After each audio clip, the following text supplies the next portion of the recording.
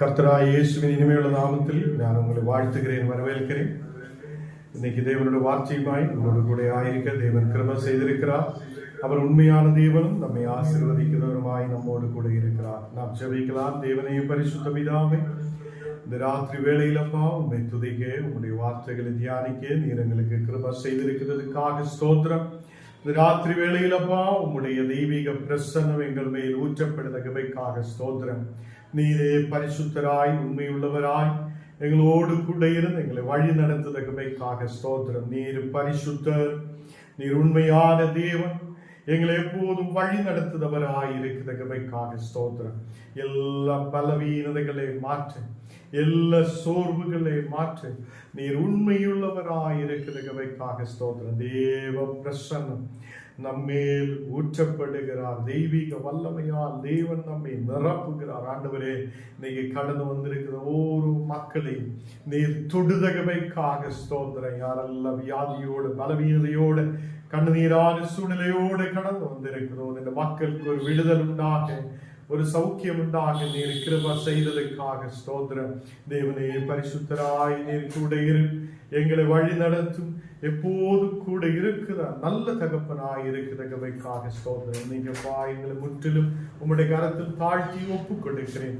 நீர் மாத்திரம் பரிசுத்தர். எல்லா கனமும் புகழ்ச்சியும் உமக்கு இயேசுவின் நாமத்தில் ஆமென், ஆமென். கர்த்தர் நம்மை ஆசீர்வதித்து வழி நடத்துவார். இன்னைக்கு நாம் கொஞ்சம் லேட்டாக ஆரம்பிச்சிருக்கிறார் என்றால் கூட தேவன் எப்போது நம்மோடு கூட இருந்து நம்மை ஆசீர்வதிப்பார். 125 சங்கீதம் 1 வாசிச்சு கேட்கலாம். இந்த நாளுக்கு என்று வாசிக்க கொடுக்கப்பட்டுள்ள வேத பாடம் சங்கீதங்களின் புஸ்தகம் 125 அதிகாரம் வசனங்கள் 1 முதல் கடைசி முடிய. கர்த்தரை நம்புகிறவர்கள் என்றென்றைக்கும் அசையாமல் நிலைத்திருக்கும் சீயோன் பர்வதத்தை போல் இருப்பார்கள். பர்வதங்கள் எருசலேமை சுற்றிலும் இருக்குமா போல் கர்த்தர் இது முதல் என்றென்றைக்கும் தம்முடைய ஜனத்தை சுற்றிலும் இருக்கிறார். நீதிமான்கள் அநியாயத்திற்கு தங்கள் கைகளை நீட்டாதபடிக்கு ஆகாமியத்தின் கொடுங்கோல் நீதிமான்களுடைய சுதந்திரத்தின் மேல் நிலைத்திராது. கர்த்தாவே நல்லவர்களுக்கும் இருதயத்தில் செம்மையானவர்களுக்கும் நன்மை செய்யும். தங்கள் கோணலான வழிகளுக்கு சாய்கிறவர்களை கர்த்தர் அக்கிரமக்காரரோடே போக பண்ணுவார். இஸ்ரவேலுக்கோ சமாதானம் உண்டு. கர்த்தர் தாம் இந்த வசனங்களை ஆசீர்வதிப்பாராக. ஆமென், ஆமென். தேவன் நம்மை ஆசீர்வதித்து வழி நடத்துவார். இந்த நாடுகளில் கர்த்தர் நம்மை ஆசீர்வதிக்கிறவரும் அவர் நம்மை பலப்படுத்தி நடத்துபவருமாய் இருக்கிறார். பிலிப்பியர் 3 அதிகாரம் അതിന്റെ 3 വസനം നാം വാസിച്ച് കേൾக்கலாம். ഫിലിപ്പിയർ 3 அதிகாரம் അതിന്റെ 3 വസനം. ஏனெனில் மாம்சத்தின் மேல் நம்பிக்கையாயிராமல் ஆவியினாலே தேவனுக்கு ஆராதனை செய்து கிறிஸ்து இயேசுவுக்கு மேன்மை பாராட்டுகிற நாமே விருத்த சேதனம் உள்ளவர்கள். இங்கே அப்போஸ்தலனாகிய பவுல் பிலிப்பியருக்கு எழுதிய லேகனத்தில் நிருபத்தில் சொல்லப்படுகிறது, மாம்சத்தின் மேல் நம்பிக்கையாய் இராமல் ஆவியினாலே தேவனுக்கு ஆராதனை செய்ய வேண்டும் என்று சொல்லுகிறார். கர்த்தர் பிள்ளைகளே, நாம் அடிமையாய் இருக்கும் போது, பாவத்துக்கு அடிமையாய் இருக்கும் போது, வியாதியாலே அடிமையாய் இருக்கும் போது, சில மனிதர்களாலே அடிமையாக்கப்படும் போது, சாத்தானாலே அடிமையாக்கப்படும் போது, இயேசு கிறிஸ்து நமக்காக சிலுவையில் பாடுகளை ஏற்றெடுத்து நம்மை விடுவித்திருக்கிறது என்று ஞானம் நீங்களும் விசுவசிக்கிறார். அந்த அடிமைத்தத்திலிருந்து, அந்த உலக பிரகாரமான எருசலேமிலிருந்து நம்மை இப்போ மேலான எருசலேமுக்கு நேராய் கொண்டு வந்திருக்கிறது. கர்த்தருடைய பிள்ளைகளே, மேலான எருசலேமில் பரிசுத்தம் இருக்கிறது. மேலான எருசலேமில் சமாதானம் உண்டு. மேலான எருசலேமில் நமக்கு அதை மேலான எருசலேம் சுயாதீனம் உள்ளது என்று காணப்படுகிறது. நாம் அடிமை அல்ல, நாம் கர்த்தருடைய பிள்ளைகளாக இருந்து முன்னாடி போகிற மக்களாய் காணப்படுகிறார். இங்கே மாம்சத்தின் மேல் நம்பிக்கையாய் இராமல் ஆவியினாலே தேவனுக்கு ஆராதனை செய்யட்டும். முன்னாடி நாம் மாம்சத்தின் படியே நடக்கிற மக்களாய் இருந்திருக்கோம். மாம்சத்தின் படியே நாம் கடந்து செல்த மக்களாய் இருந்திருக்கிறோம். இப்போதோ இயேசு கிறிஸ்துவின் ரத்தத்தால் நமக்கு விடுதல் கிடைத்திருக்கும் போது, இயேசு கிறிஸ்து நமக்கு ஜீவனை கொடுத்திருக்கும் போது, இயேசு கிறிஸ்து கால்வரி சிலுவையில் பாடுகளை ஏற்றி நமக்காக அவருடைய ஜீவனை கொடுத்திருக்கும் போது, நாம் அவரை விசுவசிக்கும் போது நாம் ஆவியினாலே நிரம்புத மக்களாய் இருக்கும். ஆவியினாலே தேவனுக்கு ஆராதனை செய்த மக்களாய் இருக்கும். ஹல்லேலூயா. எத்தனை பேருக்கு புரியுங்களா? இந்த நாடுகளில் நாம் ஆவியினாலே தேவனுக்கு ஆராதனை செய்த மக்களாய் இருக்கட்டும். மாம்சத்தின்படி நாம் அடிமைகளாய் அல்ல, நாம் மாம்சத்தின் மேல் நம்பிக்கையாய் இருக்கிற மக்கள் அல்ல. மாம்சத்தின் மேல் நம்பிக்கையாய் இராமல் நாம் ஆவிக்குரிய நிலையில் தேவனுக்கு ஆராதனை செய்த மக்களாய் நாம் காணப்படணும். ஹல்லேலூயா. இப்போ நாம் கிறிஸ்துவுக்குள் மேன்மை பாராட்டுதவங்களாய் காணப்படணும். எல்லாம் கிறிஸ்து பார்த்திடுவார். ஹல்லேலூயா. எல்லாம் இயேசு எனக்காக செய்து முடிப்பார் என்றுள்ள நம்பிக்கையோடு நாம் முன்னாடி கடந்து செல்ல மக்களாய் இருக்கணும். யாராவது ஏதாவது கேட்கும் போது நாம் சொல்ல, கர்த்தரால் அது ஆகும், கர்த்தர் நினைத்தால் அது கிடைக்கும், தேவ சித்தம் இருந்தால் அது கிடைக்கும். ஆவிக்குரிய வாழ்க்கையில் வந்திருக்குதுன்னா இப்போ மேன்மை பாராட்டுவது நம்முடைய பலத்தாலே மேன்மை பாராட்ட மாட்டேன். நம்முடைய பலத்தையோ நமக்கு இருக்கிற செல்வங்களையோ நமக்கு இருக்கிற பொருள்களையோ வைத்து மேன்மை பாராட்ட மாட்டேன். ஞானும் நீங்களும் கிறிஸ்துவுக்குள், கிறிஸ்து இயேசுவுக்குள் மேன்மை பாராட்டுகிற மக்களாய் நாம் காணப்படுவார். ஹல்லேலூயா. இந்த நாடுகளில் கர்த்தர் பிள்ளைகளை மாம்சத்தின் மேல் நம்பிக்கையாய் இருக்கக்கூடாது. இன்னைக்கு நல்ல அழகாய் இருக்கும், நாம் நல்ல ஆரோக்கியம் உள்ளவராய் இருக்கும். கொஞ்ச நாள் கழியும் போது நம்முடைய ஆரோக்கியம் போய்விடும், நம்முடைய அழகு போய்விடும். நம்மை யாரு பார்த்தாலும் ஓ இப்படிதான் இருக்கிறார் என்று சொல்லப்படும். கர்த்தர் பிள்ளைகளே, நமக்கு இப்போ இருக்கிற ஆரோக்கியத்தின் மேல் நாம் நம்பிக்கை வைக்க கூடாது. இப்ப இருக்கிற நம்ம சரீர அழகே நாம் நம்பிக்கை வைக்க கூடாது. மாம்சத்தை நாம் நம்ப கூடாது. இந்த நாடுகளில் மாம்சத்தின் மேல் நம்பிக்கையாய் இருக்கக்கூடாது. கர்த்தருடைய மேல் நம்பிக்கை உள்ளவராயிருந்து ஆவியினாலே தேவனுக்கு ஆராதனை செய்த மக்களாய் நாம் காணப்படட்டும். கிறிஸ்து இயேசுவுக்குள் மேன்மை பாராட்டுத நாமே விருத்த சேதனம் அடைந்தவராய் காணப்படுகிறார் என்று சொல்லுகிறார். கர்த்தருடைய பிள்ளைகளே, அப்போஸ்தலனாகிய பவுல் இங்கே சொல்லப்படுகிறது யூத மதத்தில் இருந்த ஒரு விஷயம்தான். யூத மதத்தில் இருந்த மக்கள், யூதயர்கள் எல்லாமே அவங்க விருத்த சேதனம் பண்ணப்படணும் என்று சொல்லி அவங்களுக்கு ஒரு சட்டம் இருந்திருக்குது. அவங்க அந்த விருத்த சேதனம் பண்ணப்படணும், அதை அங்கு அவங்களுக்கு விருத்த சேதனம் வேணும் என்று சொல்லி ஒரு கட்டளை இருந்திருக்கிறது. அப்போ அதே மக்கள் பின்பற்றிட்டு இருந்திருக்கிறார். அப்போ அப்போஸ்தலனாகிய பவுல் என்ன சொல்லுகிறார்? நீங்க மாம்சத்தின்படி நீங்க நடவாமல் ஆவியினாலே ஆராதனை செய்தவங்களாய் காணப்படட்டும். ஹல்லேலூயா. மாம்சத்தின்படி நீங்க நடவாமல் ஆவியினாலே ஆராதனை செய்த மக்களாய் இருக்கணும். நமக்குள்ள கர்த்தருடைய ஆவி இருக்கிறது, நமக்குள்ள தேவனுடைய வல்லமை இருக்கிறது. நாம் ஆவியினாலே ஆராதனை செய்த மக்களாய் காணப்படணும். ஹல்லேலூயா. இந்த நாடுகளில் அவர் சொல்லுகிறது, இந்த விருத்த சேதனம் நமக்கு சரீர பிரகாரமான ஒரு காரியம், அது நமக்கு தேவையில்லை. நமக்கு இயேசு கிறிஸ்துவினை மேன்மை பாராட்டுவதிலூടെ, தேவனை நாம் ஆவிக்குரிய நிலையில் ஆராதிக்கிறதிலூടെ நமக்கு தேவனை மேன்மை பாராட்டும் போது நாமோ விருத்த சேதனம் உள்ளவராய் காணப்படுகிறார் என்று சொல்லுகிறார். பிலிப்பியர் 3ஆம் அதிகாரம் அதன் 4வது வசனம் வாசிக்கும் போது, மாம்சத்தின் மேல் நம்பிக்கை வைக்க வேண்டும் என்றால் ஞானம் வைக்கலாம். அப்போ அப்போஸ்தலனாகிய பவுல் சொல்லுகிறார், மாம்சத்தின் மேல் நம்பிக்கை வைக்கணும்னா ஞானம் வைக்கலாமே. ഞാൻ മാംസത്തിന്മേൽ നம்பிக்கை வைக்கிறது இல்லை, நான் கர்த்தருடைய மேல் நம்பிக்கை உள்ளவராய் இருக்கிறார் என்று அப்போஸ்தலனாகிய பவுல் அங்கே எடுத்து சொல்லுகிறது. கர்த்தருடைய பிள்ளைகளே, ஞான் நீங்கள் எச்சரிக்கை உள்ளவராய் இருக்க வேண்டும். ஞான் நீங்கள் தேவனுக்கு முன்பாக எச்சரிக்கை உள்ளவராய் நடக்க வேண்டும். நாம் விசுவாசத்தோடு முன்னாடி கடந்து செல்லட்டும். மாம்சத்தின் மேல் நம்பிக்கை இராமல் நாம் தேவனை ஆவியோடு உண்மையோடு ஆவியினால தேவனுக்கு ஆராதனை செய்த மக்களாய் நாம் காணப்படட்டும். இங்கே வேறொருவர் மாம்சத்தின் மேல் நம்பிக்கையாய் இருக்கு நினைத்தால் நான் அதிகமாய் அப்படி செய்யலாம் என்று சொல்லுகிறார். வேறொருவன் மாம்சத்தின் மேல் அதை நம்பிக்கையாய் இருக்க நினைத்தால் நான் அதிகமாய் செய்யலாமே என்று அவர் சொல்லுகிறார். உங்களுக்கு புரிஞ்சிருக்கும். வேற ஒருவன் நினைக்கிறார் நான் மாம்சத்தின் மேல் நம்பிக்கை உள்ளவனாய் இருக்கலாம். அப்போ அப்போஸ்தலனாகிய பவுல் சொல்லுகிறார் அவனை காட்டிலும் நான் அப்படி இருக்கலாமே. இப்ப நீங்க நினைச்சா மாம்சத்தின்படி உங்களுக்கு நடக்க முடியும். பட் தேவனோட வார்த்தை சொல்லுது என்ன, வேற ஒருத்தன் நடக்கிறார் என்று சொல்லி ஞானம் நடக்க கூடாது. அல்லேலூயா. வேற ஒருத்தன் மாம்சத்தின் மேல் நம்பிக்கை வைத்து அவன் ஏதோ முன்னாடி போகிறார் என்று சொல்லி நாமும் அப்படி போக கூடாது. அல்லேலூயா. நமக்கு அதை ஆவியினாலே ஆராதிக்கிற பிள்ளைகளாய் நாம் காணப்படட்டும்.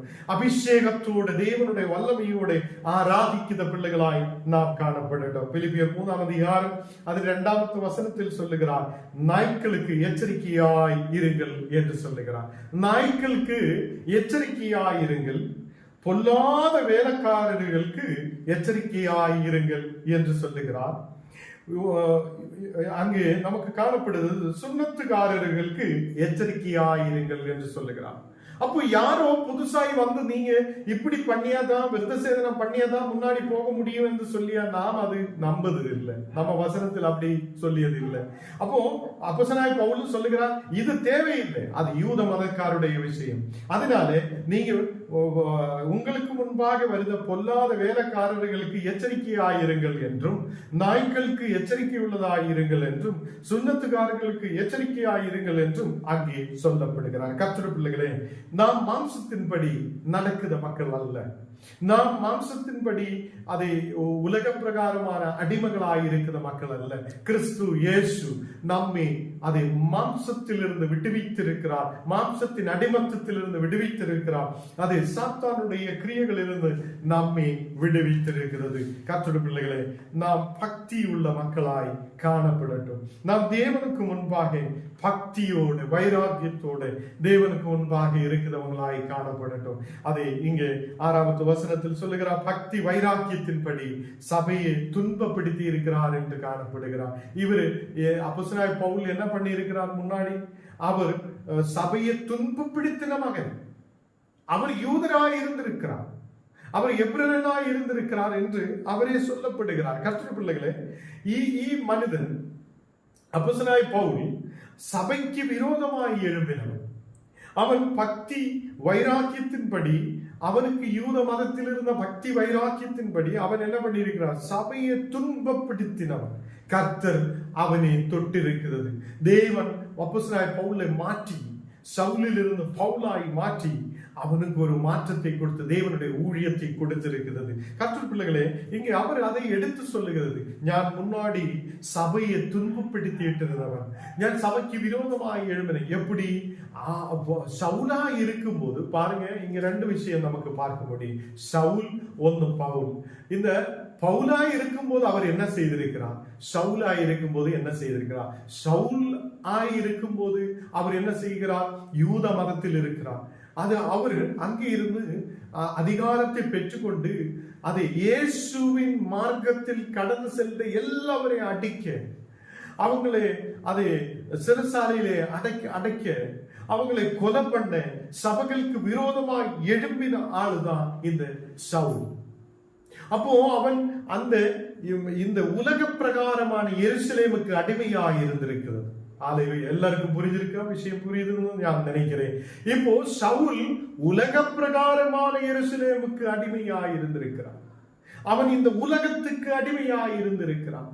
அவன் பக்தி வைராக்கியம், அவனுடைய அந்த யூத மதத்தில் இருந்த பக்தி வைராக்கியத்தின்படி சபையை அதை துன்பப்படுத்த இறங்கினவன். அவனுக்கு குதிரைகள் இருந்திருக்கிறார், அவனுக்கு அதிகாரம் இருந்திருக்கிறார்.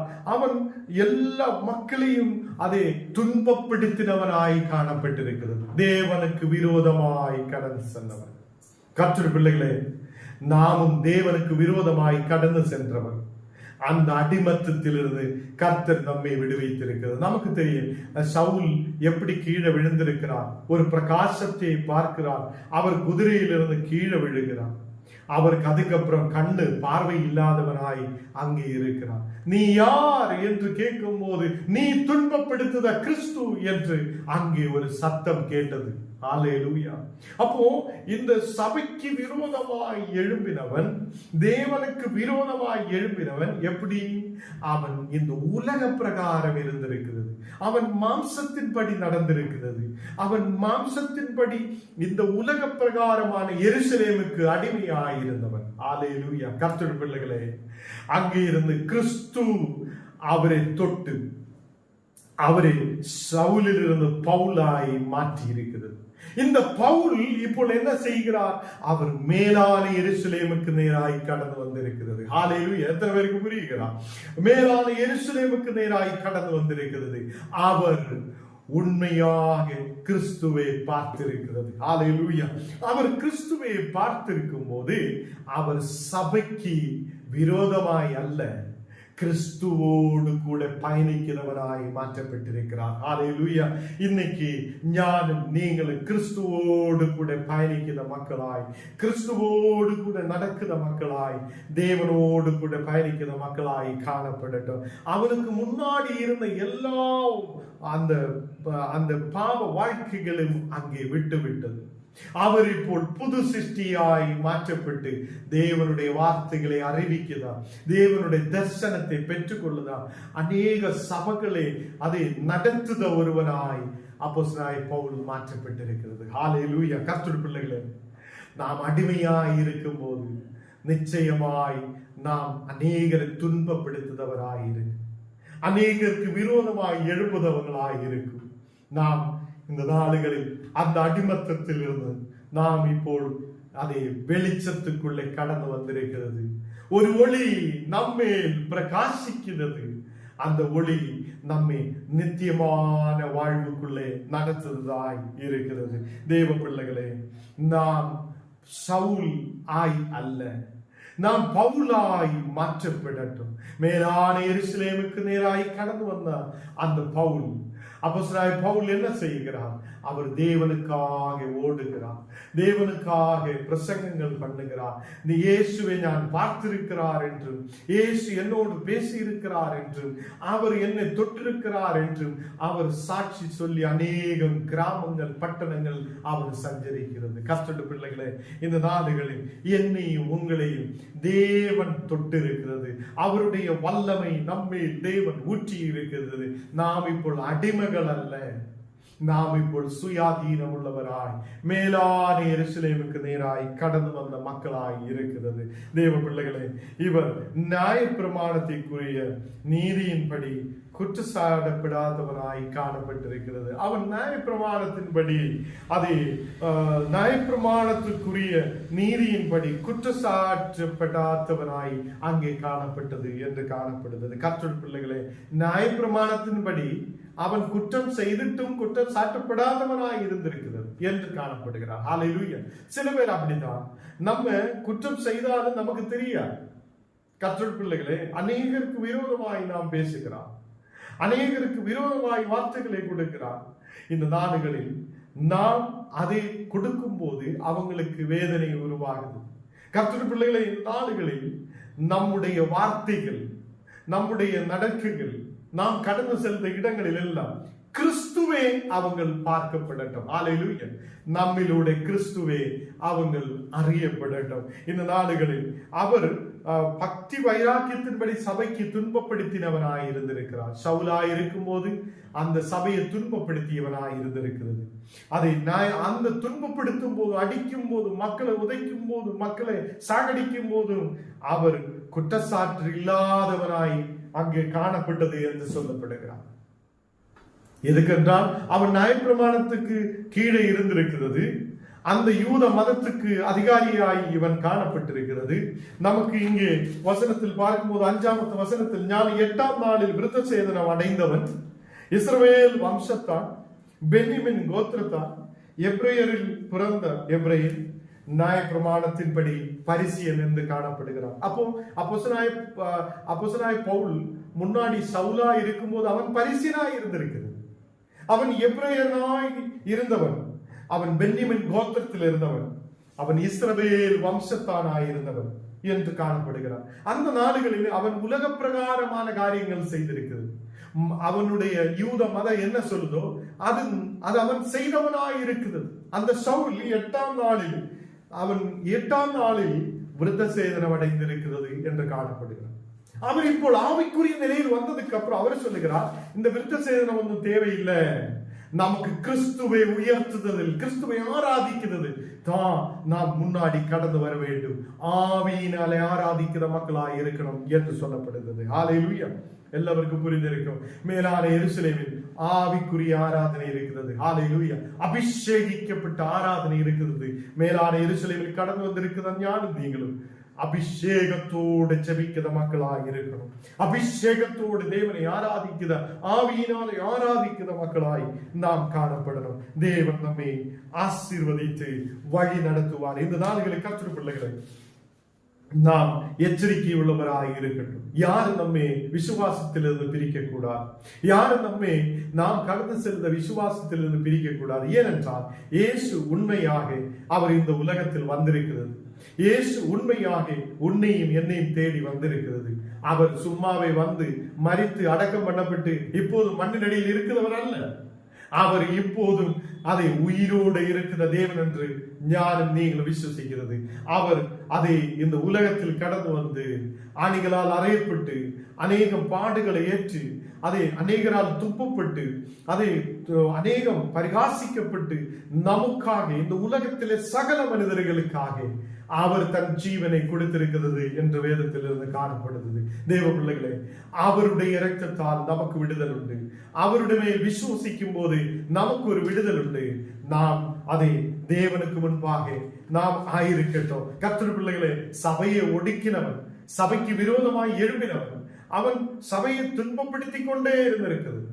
அநேக விசுவாசிகளை அடித்தவன், அநேகம் ஆராதனைகள் நடக்கிற இடத்தில் கடந்து சென்று மக்களை அடிக்கிறதுக்கும் சிறைசாலை அடிக்கிறதுக்கும் கடந்து போயவன். அவன் வழியிலே போய்கொண்டிருக்கும் போது ஒரு பிரகாசம் அவன் மேல் அடிச்சது. நீ துன்பப்படுத்துத கிறிஸ்து என்று அந்த பவுலோடு இயேசு பேசுகிறது. ஹல்லேலூயா. கர்த்தருடைய பிள்ளைகளே, அந்த சத்தம் இன்னைக்கும் நாம் கேட்க முடியும். அவர் இன்னைக்கும் நம்மை தொட முடியும். அவர் இன்னைக்கும் நம்மை குணமாக்க முடியும். இன்னைக்கு நம்மோடு கூட பேச முடியும். ஹல்லேலூயா. இன்னைக்கு நாம் விசுவாசத்தோடு இருக்கட்டும். இயேசு உயிருள்ளவராய் நம்மோடு கூட இருக்கிறது. நாம் முன்னாடி இருந்த வைராக்கியத்தோட அல்ல, முன்னாடி நாம் துன்பப்படுத்திட்டு இருந்த சூழ்நிலை அல்ல. இப்போ நமக்குள்ளே அன்பு, ஐக்கியம், சமாதானம், தேவனுடைய வல்லமை, தேவனுடைய அபிஷேகம், தேவனுடைய பரிசுத்த ஆவி, பரிசுத்தம் நமக்குள்ளே கடந்து வந்திருக்கிறது. நாம் இப்போ மேலான எருசலேமுக்கு நேராய் கடந்து வந்த மக்களாய் இருக்கிறது. நாம் எல்லாரும் ஜெபிக்கலாம். கண்ணுகளை மூடலாம். தேவனே, இந்த ராத்திரி வேளையிலப்பா எங்களையும் நீர் பரிசுத்தப்படுத்து. ஆண்டவரே, உம்முடைய வார்த்தைகளை நாங்கள் கேட்க நீர் எங்களுக்கு கிருபை செய்திருக்கிறதுக்காக ஸ்தோத்திரம். இன்னைக்கு கடந்து வந்திருக்கிற ஒரு மக்களை நீர் ஆசீர்வதியப்பா. அநேகம் வியாதிகளோட, பலவீனதையோட, கண்ணீரோட, பாரத்தோட இன்னைக்கு கடந்து வந்திருக்கிற அந்த மகனுக்காக ஜெபிக்கிறேன். முதல் முறையாய் இன்னைக்கு இந்த வசனங்களை கேட்டுக்கொண்டு இருக்கும் போதே அந்த மகன் வியாதிகள் இயேசுவின் நாமத்தில் இப்போது எரிக்கப்படட்டும். ஒரு குணமாக்குத வல்லமை இப்போது இறங்கி வரட்டும். மகனை தொடட்டும். இயேசுவே, ஒரு சௌக்கியத்தை கொண்டு நிரப்பும். மகன் மேல் இருக்குத மரண பயம், மகன் மேல் இருக்குத பயத்தின் ஆவிகள் இயேசுவின் நாமத்தில் விட்டு மாறட்டும். ஒரு சௌக்கியத்தை கொண்டு நிரப்பட்ட தேவனே, இன்னைக்கு யாரெல்லாம் வியாதியோடு பலவீனதையோடு இருக்கிறோம், இயேசுவே ஒரு சௌக்கியத்தை கொண்டு நிரப்பும். இன்னைக்கு அப்பா எங்களுக்கு ஒரு மாற்றம் தேவை என்று சொல்லி யாரெல்லாம் ஜெபிக்குதோ அவங்க மேல் கர்த்தருடைய வல்லமை இறங்கி வருகிறது. தேவனே, நான் முன்னாடி அடிமையாய் இருக்கப்படுகிறான், நான் அடிமையாக்கப்பட்டவனாய் இருக்கிறான். தேவனே, என்னை விடுவிக்கும். எனக்கு ஒரு மாற்றம் தேவை. எனக்கு ஒரு விடுதல் தேவை என்று ஜெபிக்கிற ஒவ்வொரு மக்கள் மேலும் கர்த்தருடைய வல்லமை போல் இறங்குகிறது. நீ உலக பிரகாரமான எருசலேமில் அல்ல, நீ இப்போ மேலான எருசலேமுக்கு நேராய் கடந்து வரப்படணும். ஆண்டவரே, என்னை பரிசுத்தப்படுத்துங்க, உம்முடைய இரத்தத்தால் விடுதலை கொடுங்க, உம்முடைய ஜீவன் மேல் வரட்டும் என்று ஜெபிக்கின்ற கர்த்தர் உன்னை தொடுகிறார், தெய்வீக பிரசன்னத்தால் நிரப்புகிறார். ஒரு மக்களுக்கு மன திரும்பல நீர் கொடுத்து ஆசீர்வதிக்கிறதற்காக ஸ்தோத்திரம். ராத்திரி வேளையிலப்பா எங்களை முற்றிலும் தாழ்த்துகிறேன், அர்ப்பணிக்கிறேன். குடும்பங்களில் சமாதானம் இல்லாது இந்த நாடுகளில் செபிக்கிற ஓரோ மக்களுக்காக செபிக்கிறேன். தேவனே, குடும்ப சமாதானத்தை கொண்டு நிரப்பட்டும், மன திரும்பல் உண்டாகட்டும். ஓரோ குடும்பங்களிலும் தெய்வீக பிரசன்னம் இறங்கி வருதகவைக்காக ஸ்தோத்திர. தேவனே, இந்த நாடுகளில் எக்ஸாமுகள் எழுதுத ஓரோ பிள்ளைகளுக்காக செபிக்கிறேன். தேவனே, புத்தியால் ஞானத்தால் கிருபைகளால் நிரப்பி எக்ஸாமுகள் எழுதுவதற்கான புத்தியும் ஞானத்தையும் கொண்டு நிரப்பும். தேவனை, படிக்கிறதுக்கான மனதை கொடும், படிக்கிறது எல்லாம் ஞாபகத்தில் இருக்க இந்த மக்கள் எக்ஸாம்பிள் பேப்பரில் எழுதப்படும் போது அதெல்லாம் ஞாபகத்தில் வந்து எழுதப்பட நீர் கிருபை செய்ய. வெற்றி இந்த மக்களுக்கு உண்டாகப்படுவதற்காக ஸ்தோத்திரம். ஆண்டவரே, வேலைகளுக்காக எதிர்பார்ப்போடு இருக்கிற மக்கள் உண்டு, நல்ல வேலை வாய்ப்புகளை கொடுத்து ஆசீர்வதியும். தேவனே, திருமணத்துக்காக ஜெபிக்கிற மக்கள் உண்டு, திருமணங்கள் நல்லபடி நடக்கப்பட வழி வாசலும் துறந்து கொடுக்கிறதற்காக ஸ்தோத்திரம். குழந்தைகள் இல்லாத ஜெபிக்கிற மக்கள் உண்டு. தேவனே, ஒரு மக்கள் குடும்பங்களிலும் தெய்வீக ஆசீர்வாதம் உண்டாகுதற்காக ஸ்தோத்திரம். நீர் ஆசீர்வதியும் பலப்படுத்தும். இன்னைக்கு நாங்கள் காலையிலிருந்து கடந்து சென்ற ஓரோ கிராமங்களில், ஓரோ வீடுகளில், ஓரோ இடங்களில் தெய்வீக ஆசீர்வாதம் இறங்கி வரட்டும். ஆண்டவரே, எங்களை முற்றிலும் தாழ்த்தி ஒப்பு கொடுக்கிறேன். நாங்கள் மேலான எருசலேமுக்கு நேராய் வந்திருக்கிறார் என்று, தேவனோடு கூட நாங்கள் ஆயிருக்கிறார் என்று, இனி மக்களை துன்பப்படுத்துவதற்காக அல்ல, நாங்கள் இப்போ சவுல் அல்ல, நாங்கள் இப்போ பவுலாய் மாற்றப்பட்டிருக்கிறார் என்று புரிந்து, பவுல் அப்போஸ்தலனாய் பவுல் எப்படி நடந்தோ அதே மாதிரி, இயேசு எப்படி இந்த உலகத்தில் ஆயிருந்தோம் அதே மாதிரி நாங்கள் முன்னாடி கடந்து செல்ல மக்களாய் இருக்கிற பாசை இயேசுவின் நாமத்தில் தரப்பிதாவே, ஆமென். என் ஆத்மாவே கர்த்தரை ஸ்தோத்திரி, என் முழுமே பரிசுத்த நாமத்தை ஸ்தோத்திரி. என் ஆத்மாவே கர்த்தரை ஸ்தோத்திரி, கர்த்தர் செய்த சகல உபகாரங்கள் மறவாதே. ஆமென், ஆமென். கர்த்தர் நம்மை ஆசீர்வதித்து வழி நடத்துவார். 4 தினத்தில் 8:30 மணிக்கு, கரெக்டா 8:30 மணிக்கு நம்ம ஆரம்பிக்கும். எல்லாரும் கடந்து வாருங்கள். தேவன் உங்களை, உங்களுடைய குடும்பங்களை ஆசீர்வதித்து வழி நடத்துவார். ஆமென்.